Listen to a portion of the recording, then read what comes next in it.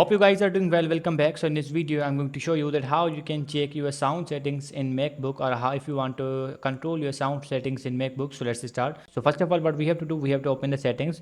If you want to open the settings from here, you can do that. Or if you want to open the settings from here, like the system and preferences, so we have to click on this, and after clicking on this, as you can see, the options will be open like this. Now simply we need to click on this option, which is called sound. So let's click on the sound, and after clicking on the sound, as you can see here, you will be able to see the sound effects. If you want to check out these sound alerts, all the things are provided here. As you can see, has a select sound output device. If you want to select this one, or you can also do the headphones, and all the things are provided here.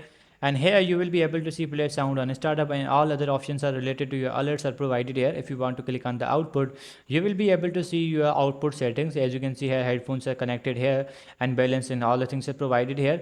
And if you want to check out the input details, you can also do that, like the input volume, input level, use ambient noise, and the external microphone or the built-in microphone. It's up to you. Here you will be able to see your all settings related to your input, output, and sound effects as well. So in this way you can control your sound system on your MacBook. So I hope you guys understand this video, that how you can do this. So see you guys in the next video.